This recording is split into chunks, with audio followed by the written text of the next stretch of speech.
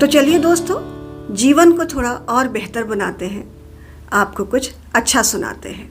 मैं हूं गीतिका, एक नए प्रसंग के साथ।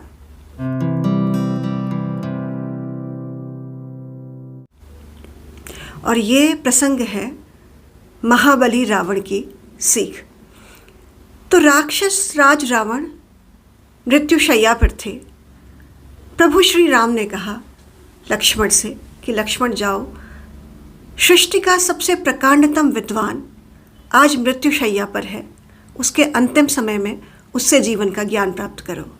लक्ष्मण गए और उन्होंने रावण से कुछ ज्ञान देने का अनुरोध किया, लेकिन रावण ने अपना मुंह फिरा लिया।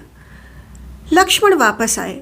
लक्ष्मण ने श्री राम से कहा कि वह मृत्युशैया पर है, लेकिन अभी तक उसका अहंकार नहीं गया, वह मुझे कुछ भी ज्ञान देने को तैयार नहीं है।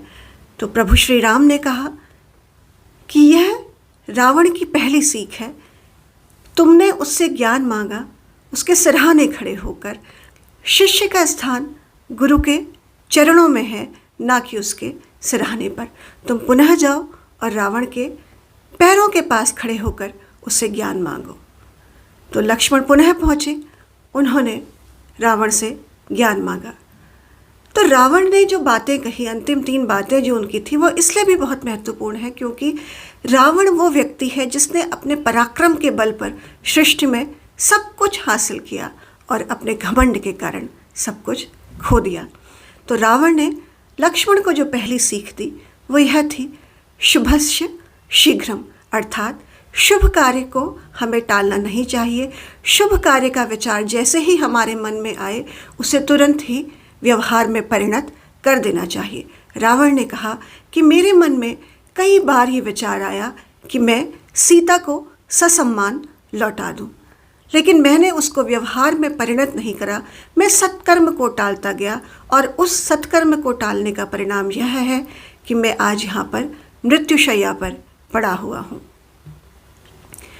रावण ने कहा मेरी दूसरी सीख यह है कि शत्रु को कभी कमज़ोर न समझो। मैं सोचता था वह राम, वो वनवासी राम जो जंगलों में मारा मारा फिरता है, वह मेरा मुकाबला करेगा। उस राम के पास न राजपाट है, न राज्य है, न सेना है, न घोड़े हैं, न साथी हैं। वो महाबली रावण का मुकाबला करेगा। तो मैंने अपने शत्रु को कमज़ोर समझने की भूल करी और आज वह मेरा शत्रु विजय का तिलक लगाकर सूर्य को अर्घ दे रहा है और मैं यहाँ मरघट का सन्नाटा सुन रहा हूँ। और इसकी शुरुआत मैंने तभी कर दी थी जब मैंने जगत पिता से यह वरदान मांगा था कि न असुर, न यक्ष, न गंधर्व, न कोई पशु पक्षी, कोई भी मेरा वध न कर सके। जगत पिता से मैं यह कहना भूल गया कि कोई मानव मेरा वध न कर सके, क्योंकि मैंने मानव को कभी इस लायक समझा ही नहीं कि वह मेरा नाश कर सकता है। और अपने शत्रु को कमज़ोर समझने की जो मैंने भूल की, उसी का परिणाम है कि यह महाप्रतापी रावण आज मृत्यु के निकट है। और मेरी तीसरी सीख यह है कि अपने राज को सदैव राज रहने दो। यह मैं तुम्हें बड़ी गहरी बात बता रहा हूँ, लेकिन जब तुम स्वयं ही अपना राज न छुपा पाए किसी से, तो कोई दूसरा तुम्हारा राज क्या छुपाएगा। मैं जानता था कि मैं अमर हूँ, मेरी नाभि में अमृत है। मैंने यह राज अपने भाई विभीषण से बांटकर अपनी मृत्यु को आमंत्रित कर लिया और उसी विभीषण ने इस राज को प्रभु श्री राम को बता करके आज मेरी यह गति कर दी। अगर मैं अपने राज को राज रखता तो शायद मैं अमरता का वरदान पाया हुआ आज भी सृष्टि का सबसे शक्तिशाली व्यक्ति होता। तो रावण की ये 3 सीख हमें जीवन में बहुत बड़ी शिक्षा देती हैं।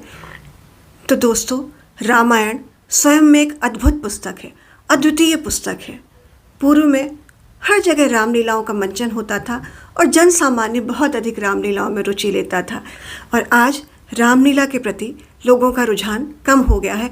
रावण की मृत्युशैया का यह दृश्य रामलीलाओं में अक्सर दिखाया जाता है, पर चूँकि आजकल हम लोग रामलीलाएँ देखने बहुत कम जाते हैं, रुझान कम हो चला है, तो हमने सोचा कि इस वीडियो के माध्यम से आपको रावण के बारे में, राम प्रभु श्री राम के बारे में या जीवन के परम सत्य के बारे में कुछ जानकारियाँ दें। आपको ये वीडियो कैसा लगा कमेंट करके ज़रूर बताइएगा। फिर हाजिर होंगे ऐसे कई प्रेरक प्रसंगों के साथ। तब तक के लिए नमस्कार।